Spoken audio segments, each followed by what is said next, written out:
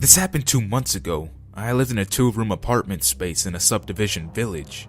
The previous owner of the space is a personal friend of mine who was out during one of his business travels.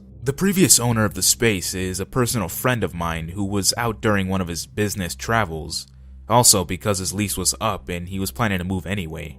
During the last month of his contract of the apartment, he let me stay and be the caretaker of the space because he still had important stuff like papers and files in it.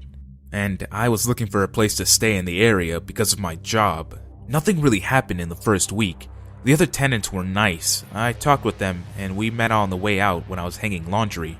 I even made a connection with the girl I liked. 2 rooms are mine, so I felt fine and safe. My friend, by the way, had 3 CCTV cameras installed, each one pointing in a specific direction, one facing the gate and the recreation room where the tenants can sit or smoke or chill or whatever, another facing the outside door of my apartment rooms, and the last one facing the side of the building because there is a back door and my room was on this side of the building too.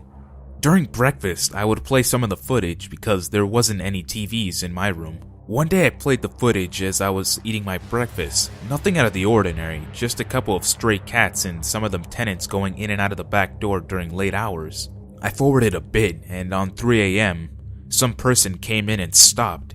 He just suddenly stopped and stood there in the middle of the walkway. This woke me up pretty hard as I watched because I'm not really a morning person. I forwarded a bit to see if he was just a drunk or high who might have entered the wrong building or if he was planning to rob or case the place, but he didn't do anything. He just stood there for almost an hour. Then I realized he was standing just outside my room window. The blinds were open at the time because it was hot, so this guy was watching me while I slept. I got scared watching this because I was alone at that time. When my friend came back, he was shocked when he saw the footage. I also told the landlord and they called some police to do investigating. They never found the guy, and the police said he didn't do anything wrong. Trespassing, but nothing major. Still, this incident makes me very uneasy every time I sleep at night. By the end of the month, my friend's lease was up and I moved to another apartment that I share, thankfully, with another friend of mine. This one is more secure because it has 2 guard dogs. Until now, I am still very paranoid when I sleep in a room with a window in it. Some dude who was watching me sleep through my window at 3 a.m. in the morning? Let's never meet again.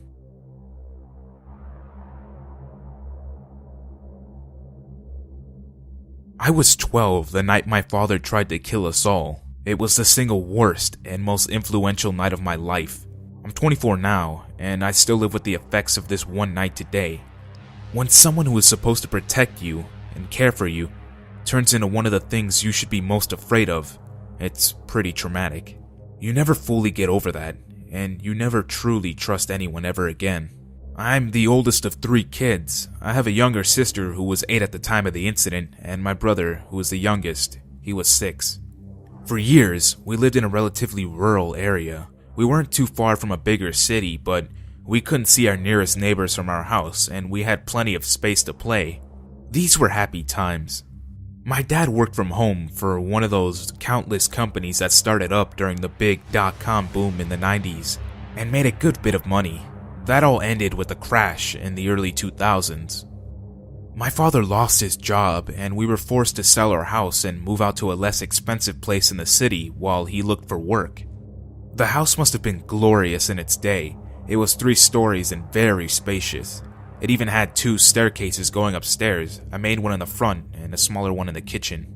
Sadly, the house hadn't been kept up and was not in a great shape anymore. It was also not in the best neighborhood. It wasn't exactly a ghetto, but it was definitely run down. That's how we managed to get it for the price we could afford. I remember being excited at the time because even as a little girl, I was always interested in ghosts and monsters and it seemed like we were moving into a haunted house. I wish this story were a ghost story about the house, but sadly as they say, the living are more terrifying. During this time, my dad changed from the loving father we had always known to someone completely different. Someone we were very much all afraid of. He struggled to find any stable work and began drinking and would get very violent and abusive. Most of the time, it was over money. He could drink away every last cent, but how dare my mother buy food or an occasional toy for us? His rage was usually directed at my mom, but if any of us kids dared to draw his attention during one of his rampages, he was always more than willing to turn on us and share the love. As the oldest, I was very protective of my younger siblings, so I would usually round them up and quietly head across the street to a small park whenever my dad would start. That way, we were safer. If we didn't make him angry, he would leave us alone. Usually we would head back around dark and he would be in bed passed out by then. However, one night he was in a particularly foul mood. The yelling was worse than ever. I even heard him from the playground across the street a few times. When darkness rolled around several hours later, we headed home. I could still hear him yelling at my mom from inside. Then I heard my mother scream in pain and fear and the sound of breaking glass. I knew something was wrong. I knew something was worse than usual. I told my brother and sister to go to the neighbors and get help, but my sister was terrified, in a panic, and wouldn't leave my side. So my 6-year-old brother ran next door, alone, while we cautiously approached the house. When we got inside, my mom was laying in the middle of the living room floor, bleeding, and the furniture in the room was overturned and the glass coffee table was shattered all over the floor.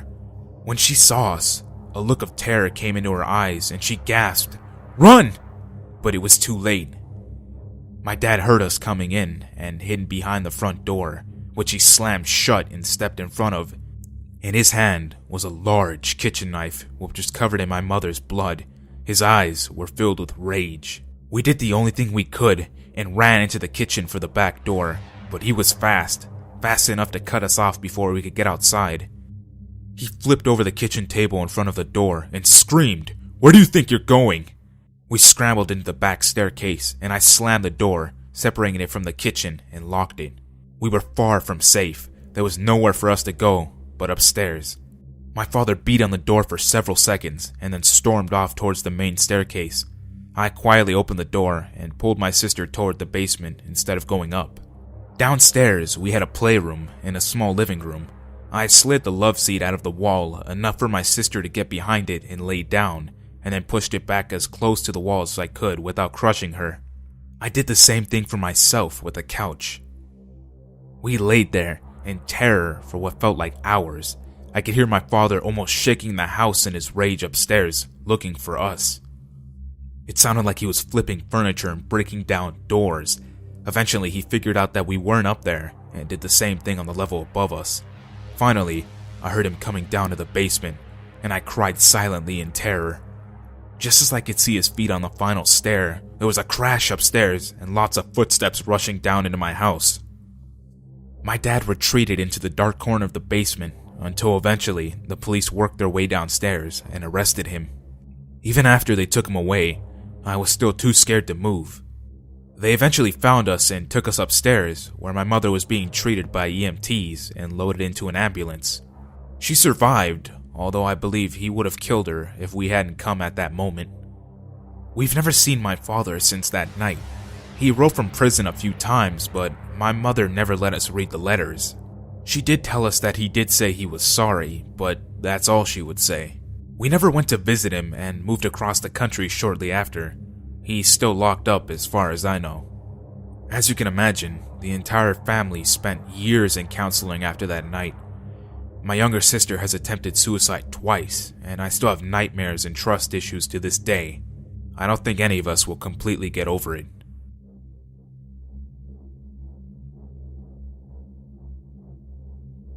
This happened a couple months ago, and let me start by giving a little bit of context to this. The day this happened, there was a shooting at the park near my house. The suspect hadn't been caught yet, and the police didn't release a description of who they were looking for. This made it extra creepy. I had just finished up at the gym and was heading to my aunt's to pick up my daughters. They were 4 years old and 6 months old at the time. Driving down the main street, I saw two guys walking with backpacks. We made awkward eye contact and I continued on to my aunt's street. I made small talk with my aunt for a few minutes, then she left to go run an errand. I said goodbye to my cousin and headed out a few minutes later. My aunt had already driven off.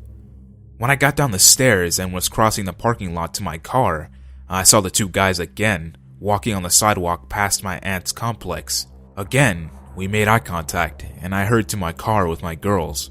Let me just say here that I'm a very paranoid person, so I got a very weird vibe, and as I was putting the girls into the car, I went over every possible scenario that could happen in my head, and how I would handle it. Of course, everything went smoothly. The guys didn't try to attack me or anything, and I got in the car and pulled out of the apartment complex. Right as I turned out, I saw a cute dog running around, and I was contemplating whether I should try to save it, when a car pulled out and stopped directly in front of me. I slammed on my brakes to avoid T-boning this vehicle, turned to check on my daughters, and when I looked back, there were 2 cops outside of the car, guns drawn, shouting at the backpack guys to get on the ground. I was trying to piece together what was happening and trying to figure out how to get around the cop car when I looked around and realized that I was surrounded by cop cars. Police were hopping out and all running towards these guys. Not even one of them glanced at me. When it looked like things were calming down, I maneuvered my way around the police car and raced home. Of course, I originally assumed that they were involved in the shooting, and I waited for it to pop up on the news somewhere, but it never did. Later the shooter was caught, and it wasn't either of them, and I never figured out who they were or why so many cops were after them. Even though they never attempted to harm me, the experience was very frightening, and they are not someone I ever hope to meet again.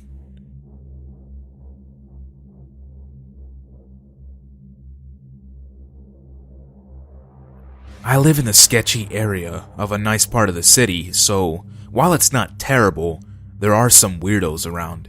I've personally never had a problem, but I've had female friends have several close calls.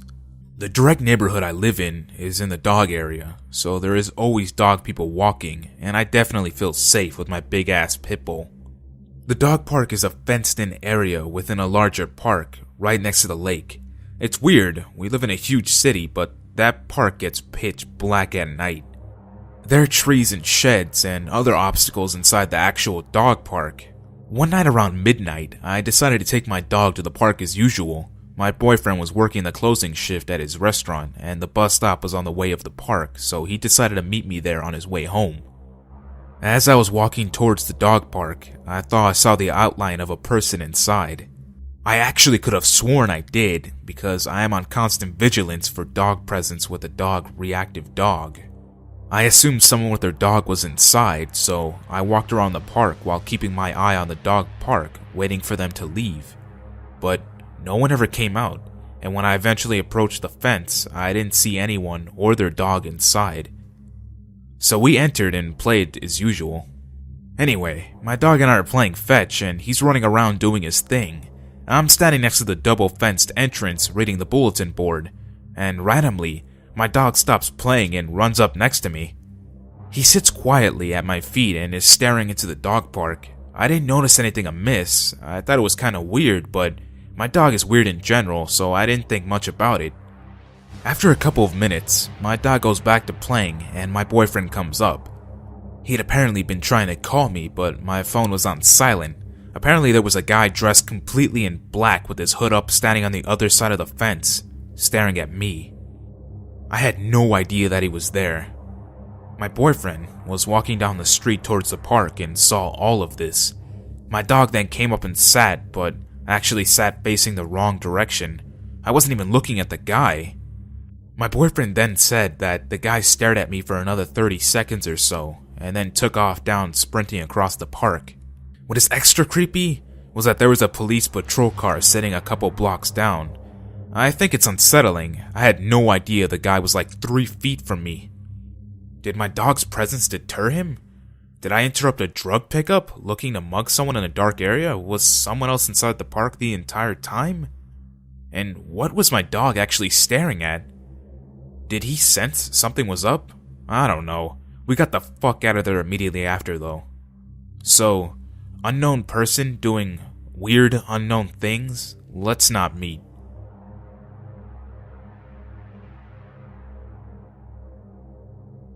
I was 15, and my brother was 13 at the time we moved into our new home. We had woods behind our home, separated from our yard by just a 4-foot tall fence. Me and my brother went into the woods to adventure, but we never went far enough to where we couldn't see our home anymore. My stepfather, who lived with us, told me and my brother that an old man complained about us leaving trash in the woods. We have never brought trash into the woods. nor did he probably own any of the woods. One day we went deep into the woods, the farthest we had ever been, adventuring as usual. When we no longer saw our home, we looked deep into the woods and saw a shadow behind the tree.